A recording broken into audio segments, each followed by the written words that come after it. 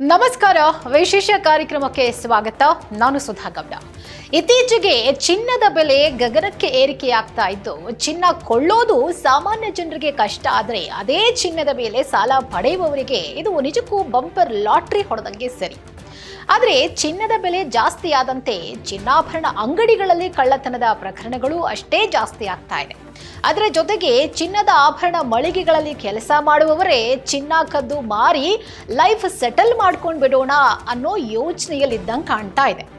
ಅಂಥದ್ದೇ ಒಂದು ಘಟನೆ ಈಗ ನಮ್ಮ ಬೆಂಗಳೂರಿನಲ್ಲಿ ನಡೆದಿರೋದನ್ನ ನೋಡಿದರೆ ಚಿನ್ನದ ಅಂಗಡಿ ಮಾಲೀಕರೇ ತಮ್ಮ ಸಿಬ್ಬಂದಿಗಳ ಮೇಲೆ ಅನುಮಾನ ಪಡಬೇಕಾದಂತಹ ಪರಿಸ್ಥಿತಿ ಬಂದ್ಬಿಟ್ಟಿದೆ. ಹಾಗಿದ್ರೆ ಆ ಘಟನೆ ಏನು? ಎಷ್ಟು ಕೆಜಿ ಚಿನ್ನ ಕಳ್ಳತನ ಆಗಿದೆ? ಹೇಗೆ ಕದ್ದ, ಯಾಕೆ ಕದ್ದ, ಮತ್ತು ಆ ಕಳ್ಳ ಹೇಗೆ ಸಿಕ್ಕಿ ಬಿದ್ದಿದಾದ್ರು ಹೇಗೆ ಅನ್ನೋದನ್ನ ಹೇಳ್ತೀವಿ ಕೇಳಿ.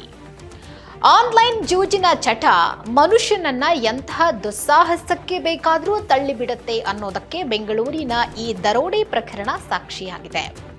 ಬೆಂಗಳೂರಿನ ಸಿಟಿ ಮಾರ್ಕೆಟ್ ಸಮೀಪದ ಹಲಸೂರು ಗೇಟ್ ಪೊಲೀಸ್ ಠಾಣಾ ವ್ಯಾಪ್ತಿಯಲ್ಲಿ ಈ ಘಟನೆ ನಡೆದಿರೋದು. ಅಲ್ಲಿ ಇರುವಂತಹ ಧನಲಕ್ಷ್ಮಿ ರೋಡಿಯಂ ಎಂಬ ಆಭರಣ ಪಾಲಿಶ್ ಅಂಗಡಿಯಲ್ಲಿ ನರೇಂದ್ರ ಅನ್ನುವಂಥ ಒಬ್ಬ ವ್ಯಕ್ತಿ ಕಳೆದ 1 ತಿಂಗಳಿನಿಂದ ಕೆಲಸ ಮಾಡ್ತಾ ಇದ್ದ.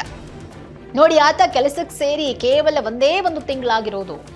ಕೆಲಸ ಕೇಳ್ಕೊಂಡು ಬಂದಾಗ ಅಂಗಡಿ ಮಾಲೀಕರು, ಆಭರಣ ಮಾಲೀಕರು ಒಂದು ನಂಬಿಕೆ ಇಟ್ಟು ಆತನಿಗೆ ಕೆಲಸ ಕೊಟ್ಟಿದ್ದಾರೆ. ಆದರೆ ಆತ ನಂಬಿಕೆ ಉಳಿಸ್ಕೊಳ್ಳೋದನ್ನ ಬಿಟ್ಟು ಆ ನಂಬಿಕೆಗೆ ದ್ರೋಹ ಎಸಗುವಂಥ ಕೆಲಸ ಮಾಡಿದ್ದಾರೆ. ಅಂಗಡಿಗೆ ವಿವಿಧ ಬೆಳ್ಳಿ ಅಂಗಡಿಗಳಿಂದ ಆಭರಣಗಳು ಪಾಲಿಶ್ ಮಾಡೋದಕ್ಕೆ ಬರ್ತಾ ಇತ್ತು. ಆ ಬಂದಂಥ ಬೆಳ್ಳಿ ಆಭರಣಗಳನ್ನ ಪಾಲಿಶ್ ಮಾಡಿ ವಾಪಸ್ ಗ್ರಾಹಕರಿಗೆ ಕೊಡೋದು ಅದರ ಒಂದು ಬಿಸ್ನೆಸ್. ಆದರೆ ಆರೋಪಿ ನರೇಂದ್ರನಿಗೆ ಆನ್ಲೈನ್ ಜೂಜಿನ ಚಟ ಏನಿತ್ತು ಅದು ಬಹಳ ದೊಡ್ಡ ಮಟ್ಟದಲ್ಲಿ ಇತ್ತು. ಅದಕ್ಕೆ ಅಡಿಕ್ಟ್ ಕೂಡ ಆತ ಆಗಿದ್ದ. ಜೂಜ್ನಲ್ಲಿ ಈಗಾಗಲೇ ಆ ವ್ಯಕ್ತಿ ನರೇಂದ್ರ ಅನ್ನುವಂಥ ವ್ಯಕ್ತಿ ಲಕ್ಷಾಂತರ ರೂಪಾಯಿ ಹಣವನ್ನ ಕಳ್ಕೊಂಡ್ಬಿಟ್ಟಿದ್ದ. ಅದನ್ನು ಹೇಗಾದ್ರೂ ಮಾಡಿ ನಾನು ವಾಪಸ್ ಸಂಪಾದನೆ ಮಾಡಬೇಕು ಅನ್ನುವಂಥ ಹಠಕ್ಕೆ ಬಿದ್ದುಬಿಟ್ಟಿದ್ದ. ಆದರೆ ಲಕ್ಷಾಂತರ ರೂಪಾಯಿಯನ್ನ ಅಷ್ಟು ಈಸಿಯಾಗಿ ಮತ್ತೆ ಸಂಪಾದನೆ ಮಾಡೋದು ಬಹಳ ಕಷ್ಟ. ಆದರೆ ಎಂಥ ದರೋಡೆ ಮಾಡೋದು, ಕಳ್ಳತನ ಮಾಡೋ ಪ್ರಕರಣಗಳಲ್ಲಿ ಮಾತ್ರ ನಾವು ಅಷ್ಟು ಈಸಿಯಾಗಿ ಹಣವನ್ನ ಸಂಪಾದನೆ ಮಾಡ್ಬೋದು. ಆಗ ಆತನಿಗೆ ಹೊಳೆದದ್ದು ಈ ರೀತಿಯಾದಂಥ ಒಂದು ಚಿಂತನೆ. ಅಂದರೆ ತಾನು ಒಂದು ಚಿನ್ನಾಭರಣ ಅಂಗಡಿಗೆ ಕೆಲಸಕ್ಕೆ ಅಂತ ಹೋದಾಗ ಅಲ್ಲಿ ಒಂದು ನಂಬಿಕೆ ಗಳಿಸ್ಕೊಳ್ಬೋದು, ಅಲ್ಲಿ ಚಿನ್ನ ಕದಿಬೋದು, ಅದರಿಂದ ತನ್ನ ಒಂದು ಹಣದ ಅವಶ್ಯಕತೆಗಳನ್ನು ಪೂರೈಸಿಕೊಳ್ಬೋದು ಅನ್ನುವಂಥ ಒಂದು ಲೆಕ್ಕಾಚಾರವನ್ನ ಹಾಕೊಂಡಿದ್ದ. ಒಂದೇ ಬಾರಿಗೆ 10 ಲಕ್ಷ ರೂಪಾಯಿ ಇನ್ವೆಸ್ಟ್ ಮಾಡಿದ್ರೆ ಭರ್ಜರಿ ಲಾಭ ಗಳಿಸಿ ಎಲ್ಲಾ ಸಾಲವನ್ನ ತೀರಿಸಿಬಿಡಬಹುದು ಅನ್ನುವಂಥ ಭ್ರಮೆಯಲ್ಲಿದ್ದ ಆತ. ತಾನು ಕೆಲಸ ಮಾಡುವಂಥ ಅಂಗಡಿಯಲ್ಲೇ ಕಳ್ಳತನ ಮಾಡೋಕೆ ಕೊನೆಗೂ ಕೂಡ ನಿರ್ಧಾರ ಮಾಡಿಯೇ ಬಿಟ್ಟ. ಹಣ ಅನ್ನುವಂಥದ್ದು ಮನುಷ್ಯನನ್ನ ಏನು ಬೇಕಾದರೂ ಮಾಡಿಸತ್ತೆ ಅನ್ನೋದಕ್ಕೆ ನಮ್ಮ ಕಣ್ಣು ಮುಂದೆ ಸಾಕಷ್ಟು ಉದಾಹರಣೆಗಳಿದೆ.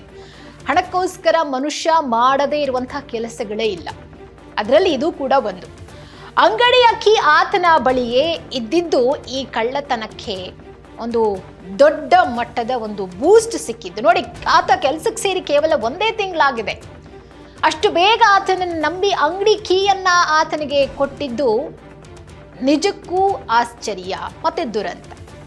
ಇದರಿಂದಾಗಿ ಆತನ ಕೆಲಸ ಏನೋ ಸುಲಭ ಆಯಿತು. ಅವಕಾಶ ಸಿಕ್ಕಿದ್ದೇ ತಡ ಅಂಥೇಳಿ ಅಂಗಡಿಯಲ್ಲಿದ್ದಂಥ ಸುಮಾರು 10.12 ಕೆಜಿ ತೂಕದ ಬೆಳ್ಳಿ ಆಭರಣಗಳನ್ನು ಎಗರಿಸಿಬಿಟ್ಟ. ತಕ್ಷಣವೇ ಟ್ರೈನ್ ಮೂಲಕ ಆತನ ರಾಜ್ಯ ವಾಪಸ್ ರಾಜಸ್ಥಾನಕ್ಕೆ ಪರಾರಿಯಾಗ್ಬಿಟ್ಟಿದ್ದ. ಆತ ಬಂದಿದ್ದೇ ರಾಜಸ್ಥಾನದಿಂದ. ಹೆಂಗಾದ್ರೂ ಮಾಡಿ ದುಡ್ಡು ಸಂಪಾದನೆ ಮಾಡಬೇಕು ಅಂತ ಹೇಳಿ ಬೆಂಗಳೂರಿಗೆ ಬಂದ್ಬಿಟ್ಟಿದ್ದ. ಬೆಂಗಳೂರಲ್ಲಿ ಆತನಿಗೆ ಹೊಡೆದಿದ್ದು ಈ ರೀತಿ ದರೋಡೆ. ಅಲ್ಲಿ ತನ್ನ ಸ್ನೇಹಿತ ಕುಲದೀಪ್ ಅನ್ನುವಂಥವನ ಪರಿಚಯ ಆಗತ್ತೆ. ಎಲ್ಲಿ? ಬೆಂಗಳೂರಿನಲ್ಲಿ. ಸ್ನೇಹಿತನ ಜೊತೆ ಸೇರ್ಕೊಂಡು ಕದ್ದ ಮಾಲಿನಲ್ಲಿ ಸುಮಾರು 3 ಕೆಜಿ ಬೆಳ್ಳಿಯನ್ನ ಮಾರಾಟ ಮಾಡಿದ್ದ. ವಿಶೇಷ ಅಂದ್ರೆ ಕಳ್ಳತನ ಮಾಡಿದ ಮೇಲೆ ಸಿಕ್ಕಿಬೀಳಬಾರ್ದು, ಮತ್ತೆ ಉಳಿದ ಬೆಳ್ಳಿ ಹೆಚ್ಚಿನ ಬೆಲೆಗೆ ಮಾರಾಟ ಆಗಬೇಕು ಅನ್ನೋ ಉದ್ದೇಶದಿಂದ ಆರೋಪಿಗಳು ಉಜ್ಜಯಿನಿಯ ಪ್ರಸಿದ್ಧ ಮಹಾಕಾಳೇಶ್ವರ ದೇವಸ್ಥಾನ ಮತ್ತೆ ಪ್ರಯಾಗ್ರಾಜ್ಗೂ ಭೇಟಿ ನೀಡಿ ಪೂಜೆಯನ್ನ ಸಲ್ಲಿಸಿದ್ರಂತೆ. ನೋಡಿ, ಇದು ಬಹಳ ಆಶ್ಚರ್ಯಕರವಾದಂಥ ವಿಚಾರ. ನೋಡಿ, ಚಿನ್ನದ ಬೆಲೆ ಗಗನಕ್ಕೆ ಹೋಗ್ತಾ ಇದೆ. ಅದರ ಜೊತೆಗೆ ಬೆಳ್ಳಿ ಬೆಲೆಯೂ ಕೂಡ 1 ಪಾಯಿಂಟ್ ಅಲ್ಲಿ ಜಾಸ್ತಿ ಆಗಿತ್ತು. ಆದರೆ ಕೋಟಿಗಟ್ಟಲೆ ಸಂಪಾದನೆ ಮಾಡಬೇಕು ಅಂತಂದ್ರೆ ಚಿನ್ನ ಕಳ್ತನ ಮಾಡಬೇಕು.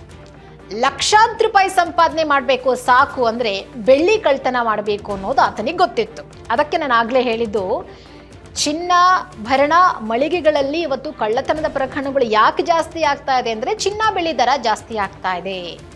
ಅದರಿಂದ ಇಂಥ ಕಳ್ಳತನದ ಯೋಚನೆ ಮಾಡುವಂಥವ್ರಿಗೆ ಇಂಥ ಯೋಚನೆಗಳು ಬರುವುದು ಸಹಜ. ಆಮೇಲೆ ನೋಡಿ, ಕಳ್ತನ ಮಾಡಿದ್ದಲ್ದೆ ಅದು ಹೆಚ್ಚು ಬೆಲೆಗೆ ಮಾರಾಟ ಆಗಲಿ, ನನ್ನ ಸಾಲ ಎಲ್ಲ ತೀರಿಸ್ಲಿ ಅಂಥೇಳಿ ದೇವ್ರ ಮೊರೆ ಹೋಗಿದ್ದಾನಲ್ಲ ಆತ. ತಾನು ಮಾಡಿದ್ದು ಮೊದಲನೇದು ತಪ್ಪು, ಅಪರಾಧ, ಕಳ್ಳತನ. ಆದರೆ ದೇವ್ರು ಹೆಂಗೆ ವರ ಕೊಟ್ಟು ಬಿಡ್ತಾನೆ ಅದನ್ನ ಆತ ಯೋಚನೆ ಮಾಡೇ ಇಲ್ಲ. ಬಹುಶಃ ಆತ ಇನೋಸೆಂಟ್ ಇದ್ನೋ ಈ ವಿಚಾರದಲ್ಲಿ ಏನೋ ಗೊತ್ತಿಲ್ಲ. ಆದರೆ ದೇವರಿಗೆ ಪೂಜೆ ಸಲ್ಲಿಸಿದ್ರೆ ಜೂಜಿನಲ್ಲಿ ಸಕ್ಸಸ್ ಸಿಗುತ್ತೆ ಅನ್ನುವಂಥ ಯೋಚನೆ ಆತನದ್ದು. ಕಳ್ಳತನದ ಹಣ ಡಬಲ್ ಆಗುತ್ತೆ ಅನ್ನುವಂಥ ವಿಚಿತ್ರವಾದಂಥ ನಂಬಿಕೆ ಆತನಲ್ಲಿತ್ತು. ಎಷ್ಟೋ ಜನ ಕಳ್ತನ ಮಾಡುವವರು ದೇವರಲ್ಲಿ ಪ್ರಾರ್ಥನೆ ಮಾಡ್ಕೊಂಡು ಕಳ್ತನ ಮಾಡ್ತಾರಂತೆ. ನೋಡಿ, ಇದನ್ನು ಕೇಳಿದ್ರೆ ಆಶ್ಚರ್ಯ ಆಗುತ್ತೆ ನಿಜಕ್ಕೂ. ಕಳ್ತನ ಮಾಡುವಂಥವ್ರು, ಕೊಲೆ ಮಾಡುವಂಥವ್ರಿಗೆ ದೇವರ ಭಯನೇ ಇರೋದಿಲ್ಲ ಅಂಥೇಳಿ ನಾವೆಲ್ಲರೂ ಕೂಡ ಅಂದುಕೊಂಡು ಬಿಡ್ತೀವಿ. ಆದರೆ ದೇವ್ರ ಹತ್ರ ಬೇಡ್ಕೊಂಡು ಕಳ್ತನ ಮಾಡುವಂಥ ವ್ಯಕ್ತಿಗಳಿದ್ದಾರೆ ಅಂದರೆ ನಿಜಕ್ಕೂ ಆಶ್ಚರ್ಯ ಆಗುತ್ತೆ. ಯಾಕಂದರೆ ಇದು ಕಲಿಗಾಲ. ಹೀಗಾಗಿ ತಾನು ಕೆಲಸ ಮಾಡ್ತಾ ಇದ್ದಂಥ ಆಭರಣ ಪಾಲಿಶ್ ಅಂಗಡಿಯಲ್ಲೇ ಸುಮಾರು 35 ಲಕ್ಷ ರೂಪಾಯಿ ಮೌಲ್ಯದ ಬೆಳ್ಳಿ ಆಭರಣಗಳನ್ನು ಕಳವು ಮಾಡಿಕೊಂಡು ರಾಜಸ್ಥಾನಕ್ಕೆ ಪರಾರಿಯಾಗಿದ್ದ. ಅದಾದ ಬಳಿಕ ಕಳ್ಳತನದ ಮಾಲನ್ನ ಮಾರಾಟ ಮಾಡೋಕೆ ಮತ್ತು ಜೂಜ್ನಲ್ಲಿ ಗೆಲ್ಲೋದಕ್ಕೆ ದೇವಸ್ಥಾನಗಳಲ್ಲಿ ವಿಶೇಷ ಪೂಜೆಯನ್ನ ಸಲ್ಲಿಸ್ತಾ ಇದ್ದಂಥ ಖದೀಮರನ್ನ ಹಲಸೂರು ಗೇಟ್ ಪೊಲೀಸರು ಬಂಧಿಸಿಬಿಡ್ತಾರೆ. ಬಂಧಿತ ಆರೋಪಿಗಳನ್ನ ಇದೀಗ ಅಂದ್ರೆ ಯಾರು ಅಂತ ಹೇಳಿ ನರೇಂದ್ರ ಮತ್ತೆ ಆತನಿಗೆ ಸಹಕರಿಸಿದ ಕುಲದೀಪ್ ಅಂತ ಹೇಳಿ ಪೊಲೀಸ್ನವರು ಕಣ್ಣು ಹಿಡಿದು ಬಿಟ್ಟಿದ್ದಾರೆ. ಅಂಗಡಿಯಲ್ಲಿ ಬೆಳ್ಳಿ ಕಳ್ಳತನವಾಗಿರುವ ಬಗ್ಗೆ ಒಂದು ಕಂಪ್ಲೇಂಟ್ ದಾಖಲಾಗುತ್ತೆ. ಆ ಅಂಗಡಿ ಮಾಲೀಕರು ಕಂಪ್ಲೇಂಟ್ ಕೊಡ್ತಾರೆ. ಕಂಪ್ಲೇಂಟ್ ಕೊಟ್ಟ ಮೇಲೆ CCTV ಕ್ಯಾಮೆರಾಗಳನ್ನು ಆಧರಿಸಿ ಆತನ ಮುಖಚರ್ಯೆಯನ್ನು ಕಂಡು ಹಿಡಿದ ಮೇಲೆ ಗೊತ್ತಲ್ಲ, ಪೊಲೀಸ್ನವರು ಒಂದು ರೀತಿ ಸೀಕ್ರೆಟ್ ಆಪರೇಷನ್ಸ್ ಮಾಡ್ತಾ ಇರ್ತಾರೆ. ಎಲ್ಲ ಕಡೆ ಇನ್ಫಾರ್ಮೇಶನ್ ಕೊಟ್ಟಿರ್ತಾರೆ, ಫೋಟೋಸ್ಗಳನ್ನು ಕಳುಹಿಸಿರ್ತಾರೆ. ಬಹಳ ಚಾಣಾಕ್ಷತನದಿಂದ ಆದಷ್ಟು ಬೇಗ ಈ ಕೇಸನ್ನು ಅವರು ಹ್ಯಾಂಡಲ್ ಮಾಡಿದ್ದಾರೆ. ಹಲಸೂರು ಗೇಟ್ ಪೊಲೀಸರು ತನಿಖೆಯನ್ನ ಆರಂಭಿಸಿದ್ರು. ತಾಂತ್ರಿಕ ಸುಳಿವುಗಳ ಆಧಾರದ ಮೇಲೆ ಆರೋಪಿಗಳನ್ನು ಟ್ರ್ಯಾಕ್ ಮಾಡಿ ಪೊಲೀಸ್ ತಂಡ ರಾಜಸ್ಥಾನಕ್ಕೆ ಹೋಗಿ ಆರೋಪಿಗಳಾದ ನರೇಂದ್ರ ಮತ್ತೆ ಕುಲ್ದೀಪ್ನನ್ನ ಬಂಧಿಸುವಲ್ಲಿ ಯಶಸ್ವಿಯಾಗಿದ್ದಾರೆ. ಬಂಧಿತರಿಂದ ಈಗಾಗಲೇ ಕಳವು ಮಾಡಲಾಗಿದ್ದಂಥ 35 ಲಕ್ಷ ಮೌಲ್ಯದ ಸುಮಾರು 10 ಕೆಜಿಗೂ ಹೆಚ್ಚು ಬೆಳ್ಳಿ ಆಭರಣಗಳನ್ನು ವಶಪಡಿಸಿಕೊಂಡಿದ್ದಾರೆ. ಇನ್ನು ಈ ಪ್ರಕರಣದಲ್ಲಿ ಭಾಗಿಯಾಗಿರುವಂತಹ ಮತ್ತೋರ್ವ ಆರೋಪಿಗಾಗಿ ಪೊಲೀಸರು ಶೋಧವನ್ನ ಮುಂದುವರಿಸಿದ್ದಾರೆ.